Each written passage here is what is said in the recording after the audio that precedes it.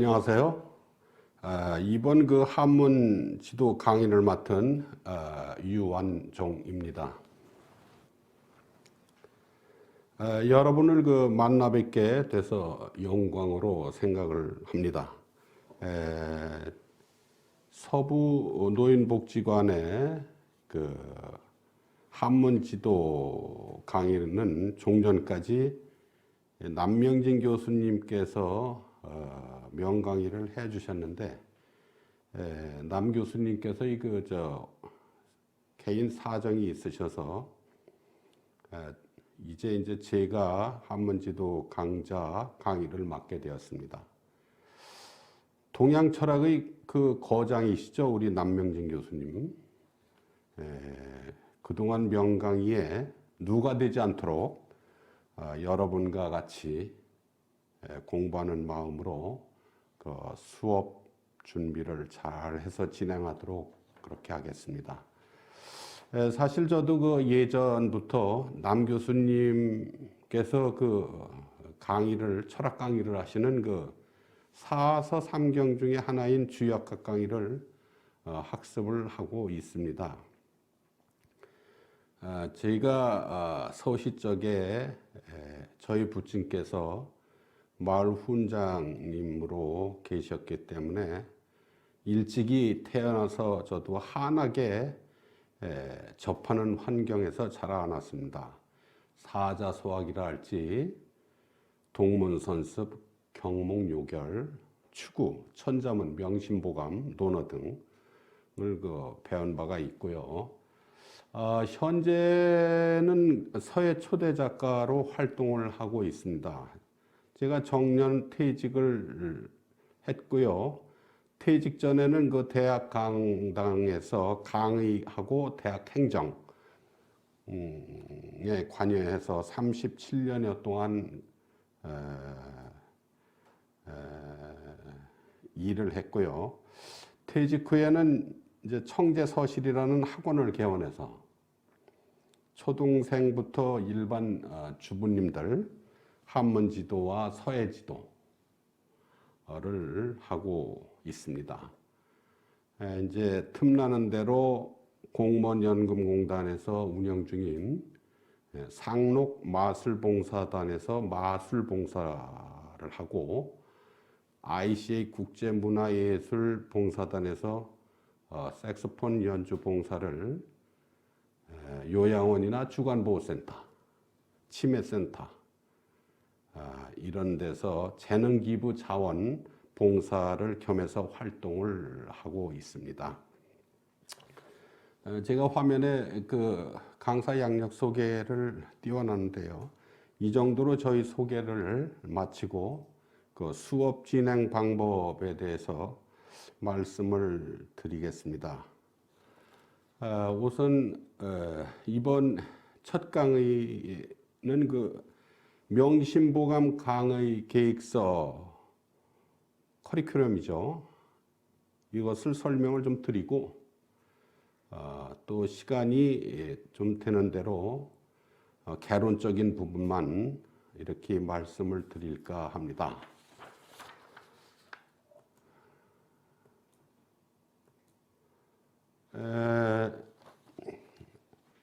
이 강의 제작에는 사실은 제가 참고 교재로 차용한 교재는 성백효 교수님이 역조해서 쓰신 명심보감, 그 전통문화연구회에서 발행한 명심보감 책을 이제 주로 갖고서 강의 내용을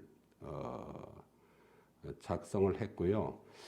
아울러 그 김병조 교수님이라고 명심보감과 마음공부 이 책에서 주로 내용을 발췌해서 강의를 드림을 미리 말씀을 드리고, 강의의 이해를 돕기 위해서 좀 여러 가지 한 50여 명의 중국 고대 성현을 비롯한 책자 이런 것이 등장을 하는데, 그 문장, 그 구절에 맞는 그러한 뭐 인물이라든지 뭐 교재 이런 것들은 제가 교육용으로 캡처를 해서 사용을 하고 있음을 미리 말씀을 드립니다. 그러면 그 명심보감이라는 이 책자의 그 명심보감이라는 한자는 어떻게 되는가, 뭐 이미 알고 있는 분도 계시고 처음에 접하는 분도 계시겠지만, 명자는 밝을 명자이고 마음심의 보배보 거울감, 이런 각 한자가 구성돼서 명심보감이라는 책이 엮어졌는데, 이것을 좀 자세하게 설명을 드릴 필요가 있다는 생각하에, 밝을 명자는 날일과 달월이 합쳐져서 만들어진 글자이지요. 해의 글자라고 하는데 조금 후에 설명을 드리겠지만, 달이 지기 전에 해가 떠올라서 세상을 밝게 비춰주고 있는 모습을 만든 글자가 밝을 명자예요. 그 다음에 마음심자는 상형 문자, 형성 과정이 상형 문자에 속하는데 사람의 심장의 모양을 본뜬 글자입니다. 여기 보시면 그래서 사람의 심장도 그것도 제가 캡처를 해놨어요. 심장 모양이 마음심자랑 좀 비슷해요. 그 다음에 보배보자는 집, 면자, 간머리 안에 진귀한 구슬옥자, 이거와 화폐로 쓰이는 조개패가 있는 모양을 나타난 글자가 보배 글자인데, 그 후에 음을 나타내는 부자, 장군 부자, 그 밑에 그 박스 안에 장군 부자에 그 만들어진 형성 과정, 진화된 형성 과정이 있죠. 고령토 찢는 모습으로 해서 장군 부자가 만들어졌다. 그 위에 간머리, 즉 집면이라고 하는 부스인데, 그것도 집이 옛날이나 지금이나 비슷하잖아요. 지붕이. 그거를 그거를 만든 거예요. 그 상태를 진화시켜서 간머리 집면자가 만들어진 거예요. 그래서 이제 요렇게 만들어진 보배보자 같은 것을 글자 형성 과정상 형성 문자다, 이렇게 이제 분류를 하죠. 그 다음에 이제 명심보감에서 감자, 그건 거울감자죠.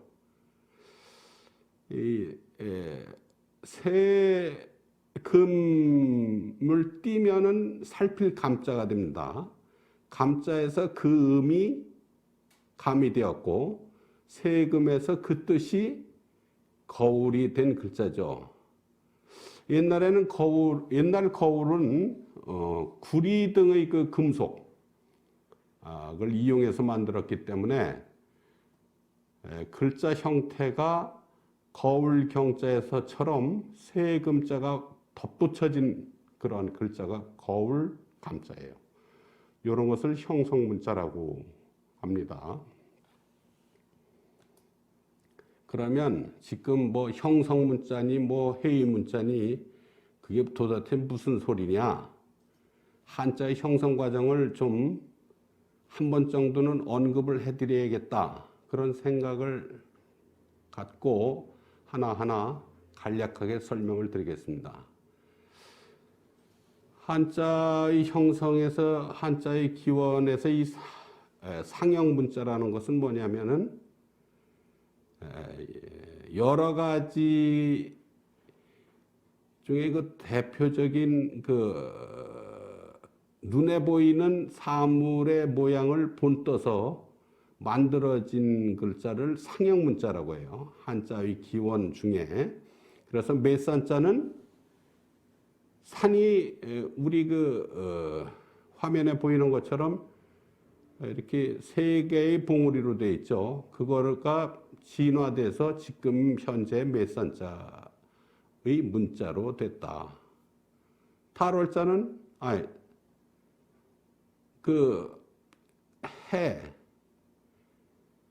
이건 뭐라고 됐나? 이게 잘 안 보이네.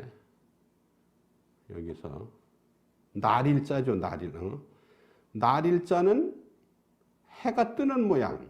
이것을 문자화로 해보니 이제 날일자가 이렇게 만들어졌죠. 달월자는 초생달의 모양이죠. 그걸 진화시켜서 지금 현재의 달월자에 형성화된 문자가 됐고, 나무목자는 그 나무의 가지와 뿌리 이런 것을 형성화돼서 했고, 문문자는 뭐예요? 옛날에 집이 대문이 있었죠. 대문의 문이 간소화되면서 문자화로 진화되면서 지금 문문자가 됐고, 불화자는 불이 타는 모습을, 또 수레차는 옛날에 그 수레 끄는 모습을 이제 문자화로 지금의 현재의 수레차가 됐죠. 그 다음에 입구자는 우리의 입 모양, 그 다음에 귀자는 귀를 보면 이런 형태로 해서 귀자가 생겨났다.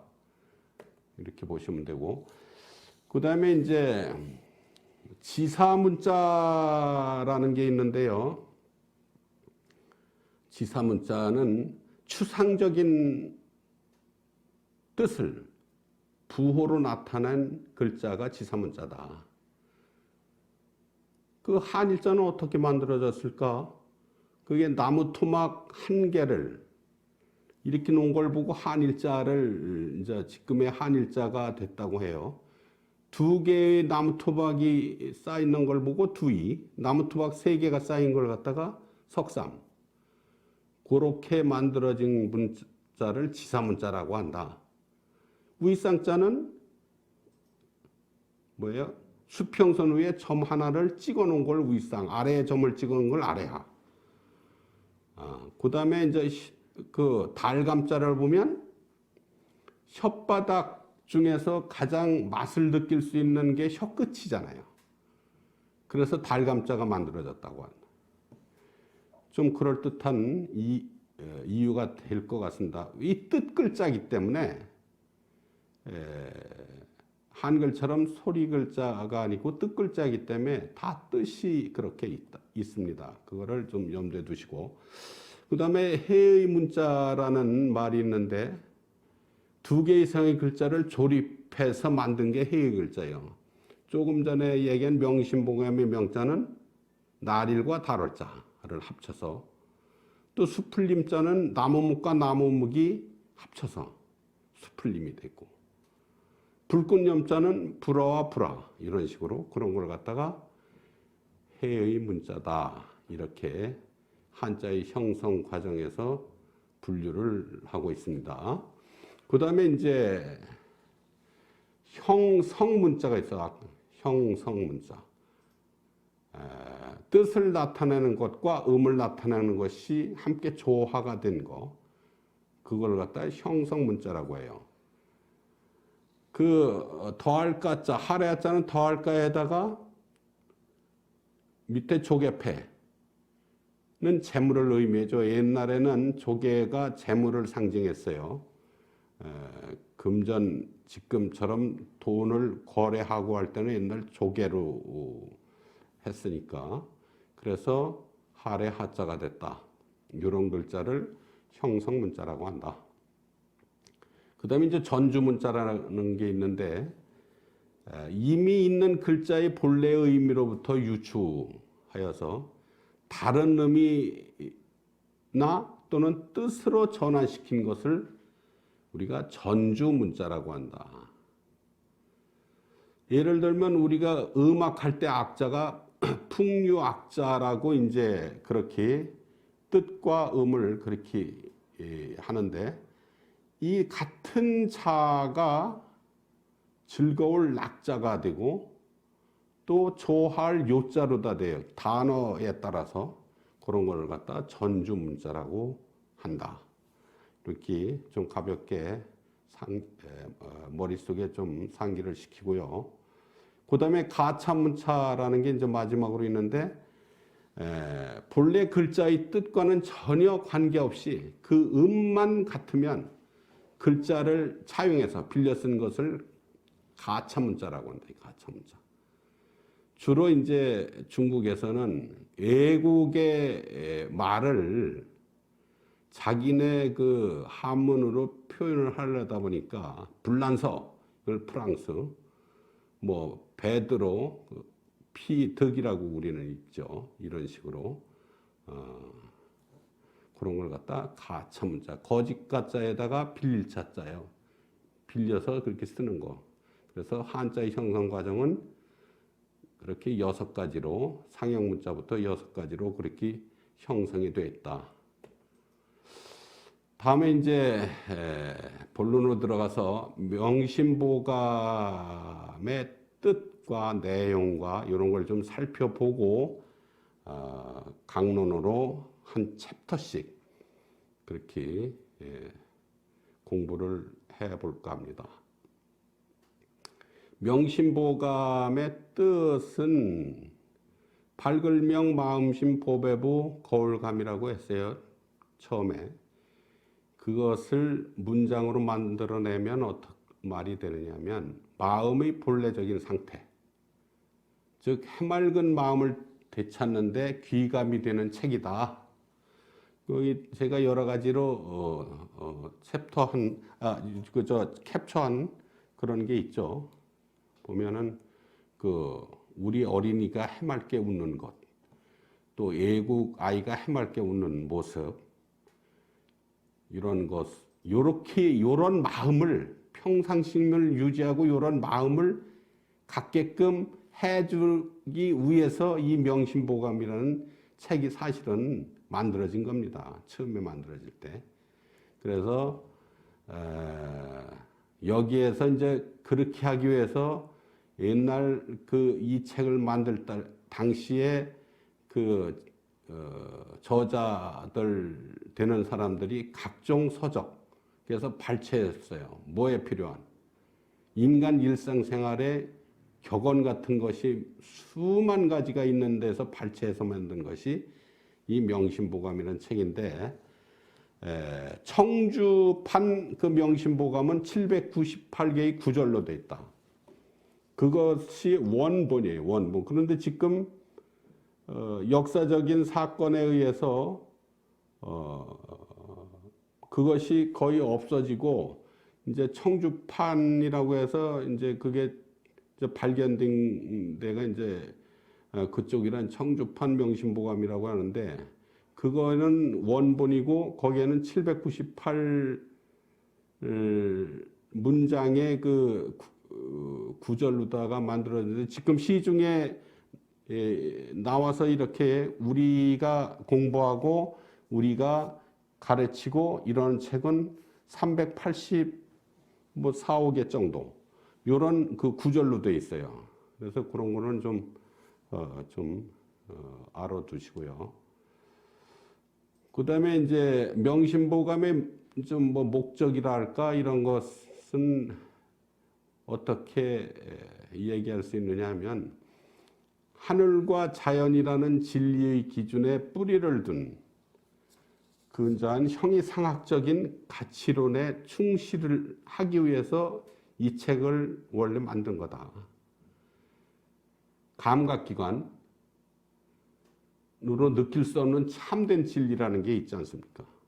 이런 걸 구현을 할 것을 요구하는 거예요, 이 책에서는.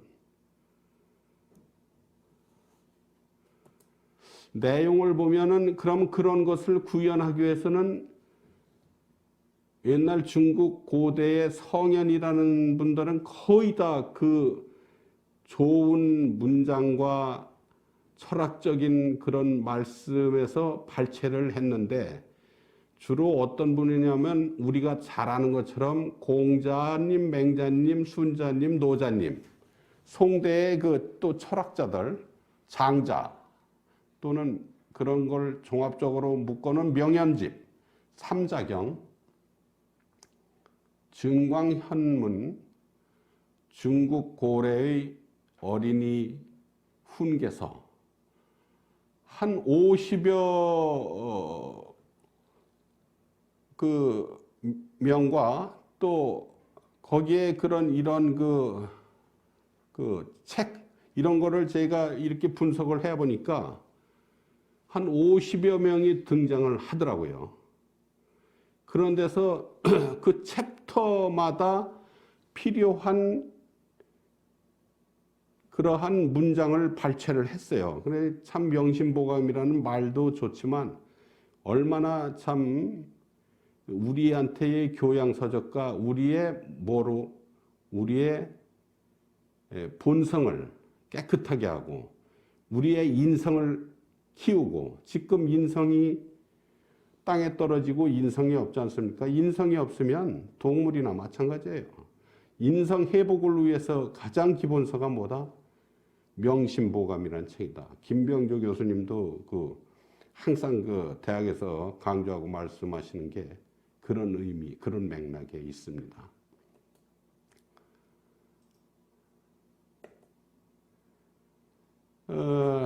마지막으로 세 가지 특징으로 요약을 해보라 한다면, 제가종 대중의 신금을 울리는 글이다 이것은. 그 다음에 여러 유파의 사상이 어느 정도 뒤섞여서 편집된 그런 책이다. 요새는 대중예술의 현대 트렌드도 좀 많이 바뀌지 않습니까? 옛날엔 가요, 가곡, 무슨 클래식 이랬는데 지금은 이제 그런 게 혼합된 트로트 계열의 이런 전통 가요가 새로 뜨지 않습니까? 요새 현대 트렌드. 요새 예술적인 면도 보더라도 그렇고.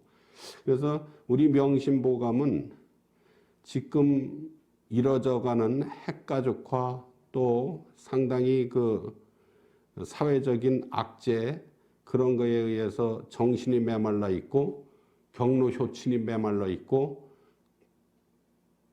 머릿속에 우리의 피 속의 DNA에 그런 좋은 요소가 다 지금 메말라져 있는 것이 현대 문명의 이익이라고 하는 이런 컴퓨터, 또 휴대폰, 이거를 완전 부정하고 싶지는 않은 거예요. 저도 이런 걸 하면서도 우리가 이런 좋은 책을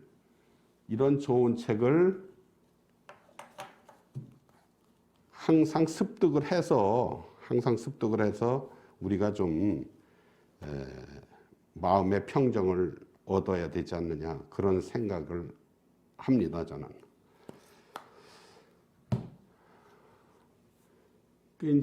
그리고 온갖 세상 풍파를 겪은 사람이 자신의 경험을 토대로 따뜻하게 가르치면서 감싸주는 그런 엑기스 같은 철학적인 문장들이 어디에 녹아 있느냐면 명심보감이라는 책에 녹아 있다는 얘기예요. 이제 거기에 우리가 제가 좀 어떤 예가 이 문장에 맞을지 안 맞을지는 모르지만,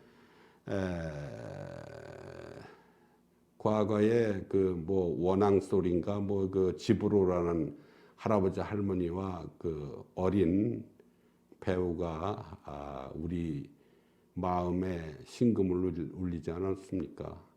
그 단편의 영화를 보고서도 우리는 사실은 그런 걸 그리워하는 거죠. 우리 마음에. 옛날에 경로효친이 뿌리를 받고 우리 농경사회에서 농사를 지면서 토착화된 농경사회에서는 그런 게 좋은 문화이고 좋은 하나의 방법이었는데, 지금은 점점 사라지니까 상당히 아쉽고 상당히 우려가 되는 면이 많이 있고, 저뿐만 아니고 나이를 드시는 분들은 항상 말씀을 하십니다. 그래서 이 명심보감, 이 책을 우리가 이 시간에 저뿐만 아니고 딴 강사분들도 강의를 하시면서 제발 이러한 속에 있는 좋은 말을 우리 현대인이 살면서 그걸 갖다가 자꾸 머릿속에 집어넣고 현대 문명의 이기가 넘쳐나는 음식뿐만 아니고 모든 이기, 이론, 기계적인 그러한 주변 것, 이런 거에 좀 정화가 됐으면 하는 그러한 마음에 있습니다. 그래서 명심보감을 공자님께서 그 당시 시경에 부휴장의 평가를 딱 한마디로 했어요. 라기부름 A불상이라는 말로. 그것이 이제 그 당시에도 우리의 마음을 정화시켜주는 그러한 아주 원대한 철학적인 의미가 있다. 이렇게 말씀을 하신 거지. 근데 이제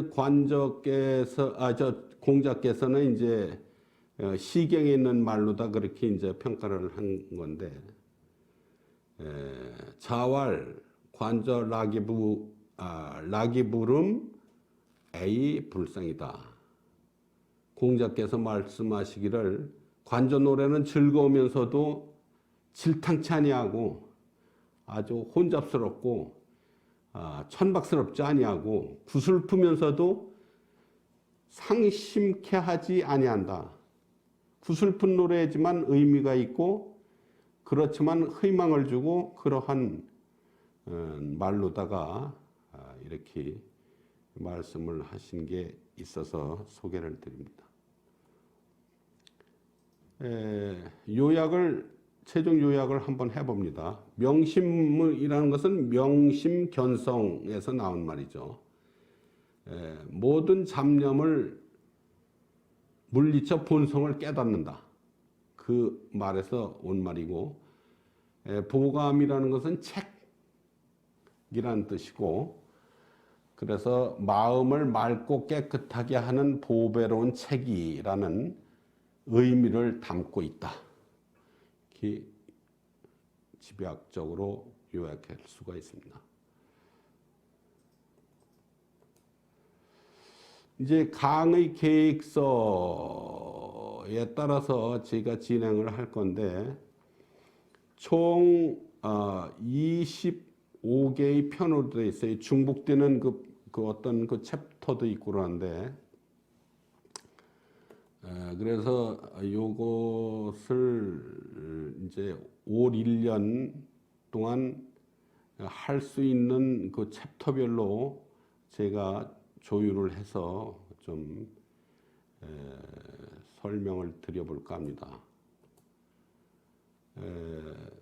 이 명심보감의 구절수는 조금 전에 말씀드린 대로 384 구절로 되어 있어요. 그런 문장으로 형성되어 있다. 원문은 청주판은 798 구절. 거기에서도 또 이렇게 발췌를 해서 책을 다시 만들어진 거죠. 그래서 이제 어떤 챕터로다가 어떻게 구성되어 있느냐를 우리가 좀 머릿속에 상기시킬 필요가 있다. 개선편이라고 하는 것인데 거기에는 10개의 문장, 10개의 구절이 되어 있어요. 그 10개의 구절 안에는 뭐 공자 말씀도 계시고 무슨 맹자 말씀도 계실 수 있고 딴 순자 말씀도 계실 수 있고 그렇다는 얘기예요. 아까 조금 전에 말씀드린 게 뭡니까? 한 50여 분의 인물이나 그 책자가 등장한다고 그랬죠.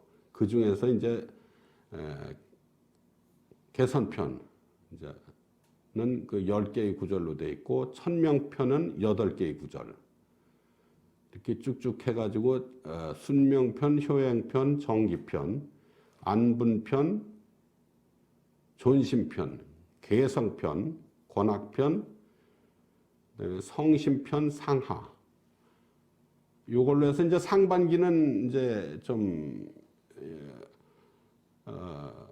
마칠까 합니다. 이제 하반기에는 익교편과 치정편, 치가편, 안의편, 존례편, 언어편, 또 교우편, 귀행편, 증부편,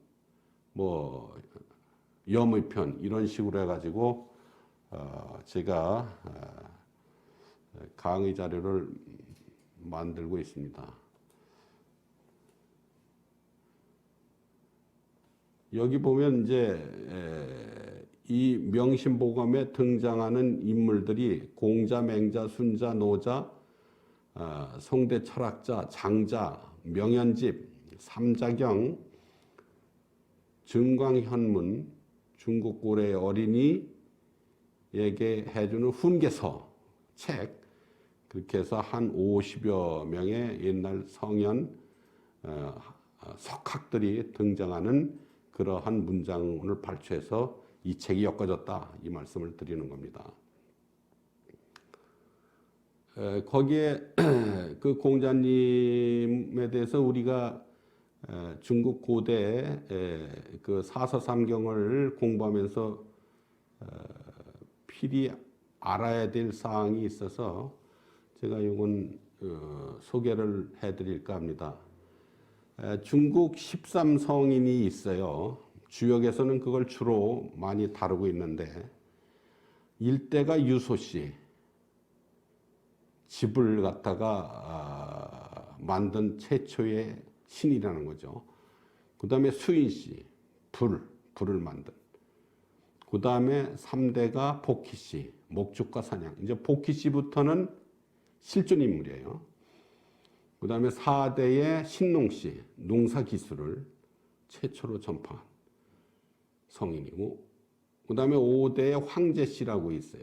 문명의 개조이면서 중국 한족의 시조로 지금은 추앙을 받고 있는.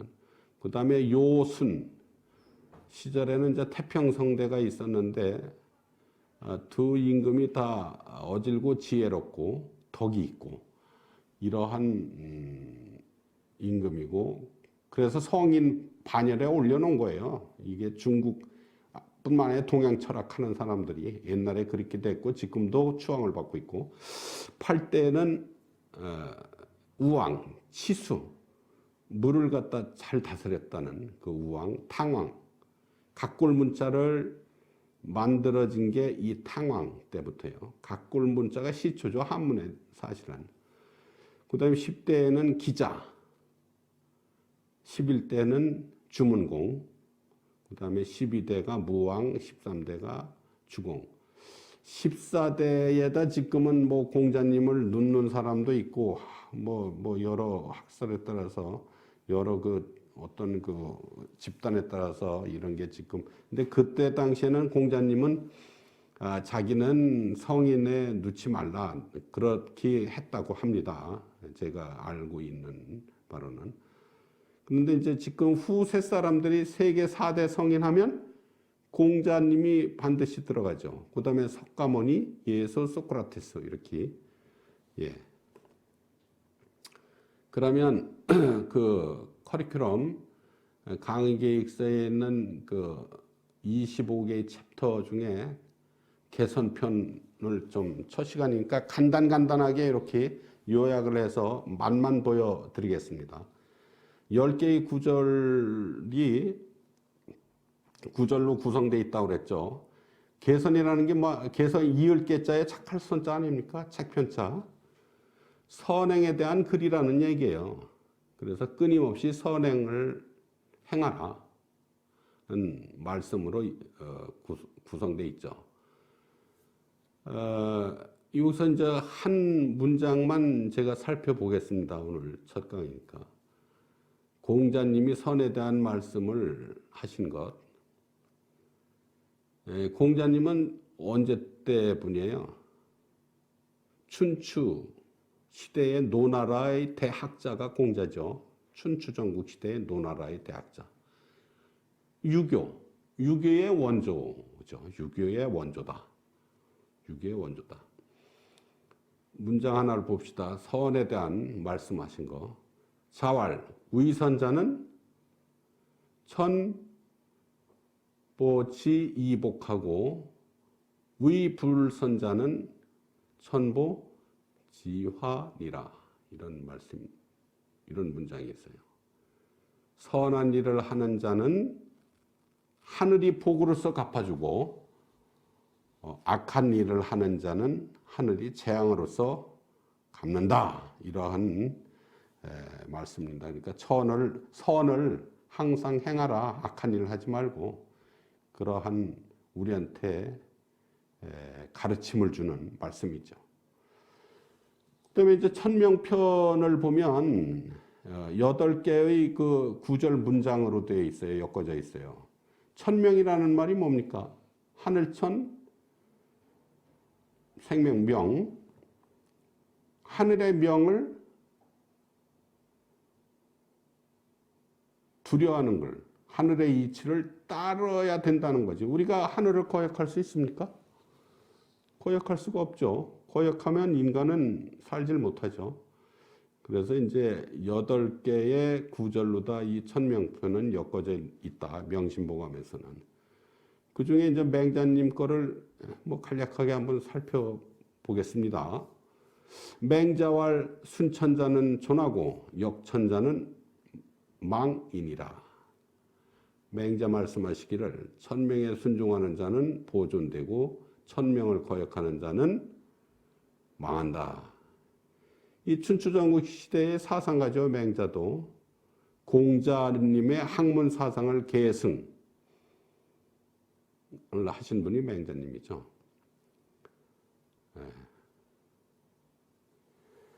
다음으로 이제 순명편을 한번 보겠습니다. 순명이란 말은 뭡니까? 운명의 순응을 하라는 말씀이죠. 운명에 순응하라.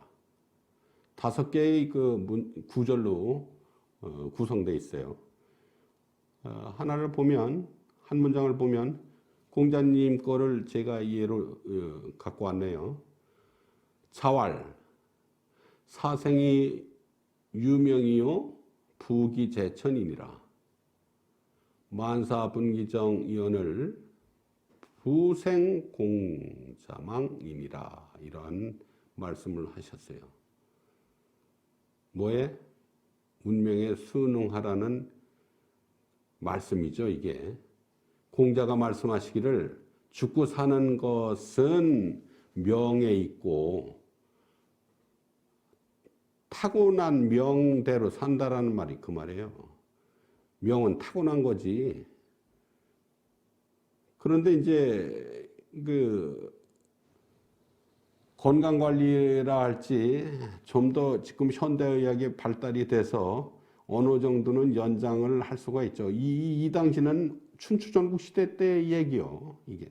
그러니까 지금 시대의 상황에서 그 말이 맞지도 않는데 이렇게 하면 공부가 안 되는 거죠. 학습이 안 되는 거고 뭔가 나의 인성교육에 또 주변의 인성교육에 전혀 도움이 안 되는 거예요.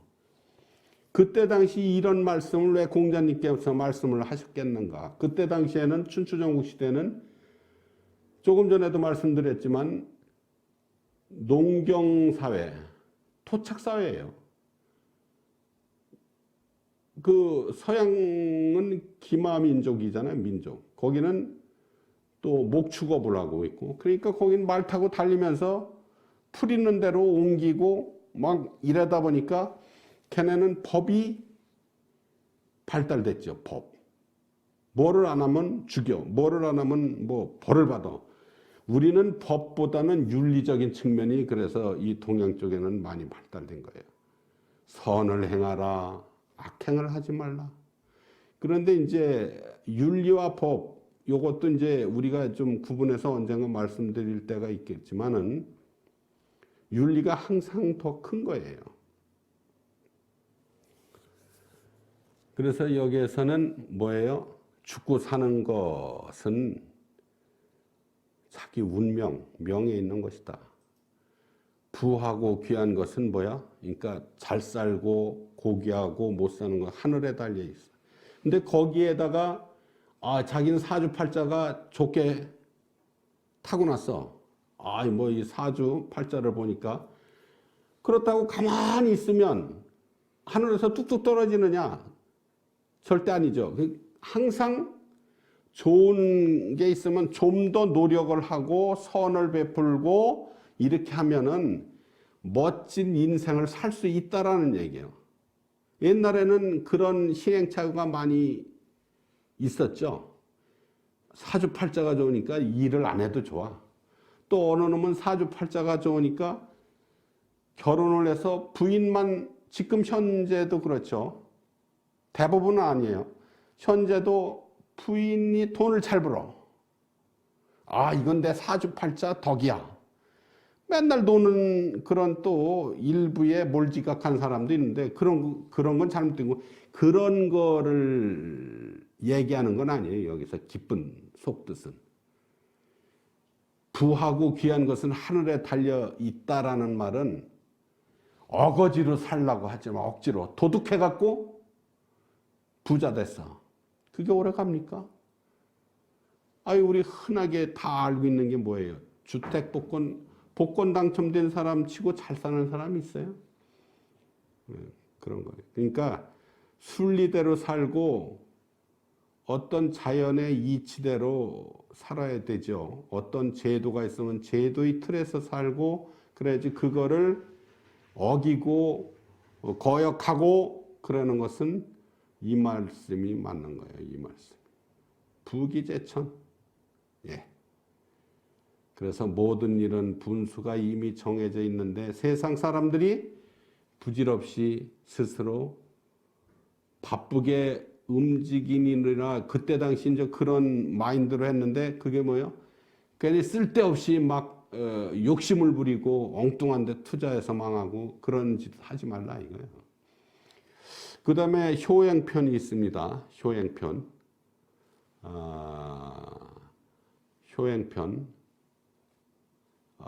이 효행편부터는 지금 시간이 어느 정도 됐기 때문에 다음 시간에 이어가도록 하겠습니다. 지금 뭐 두서없이 제가 첫 강의 시간을 할애를 했는데 좀 양해를 구하도록 하겠습니다. 예, 수고하셨습니다.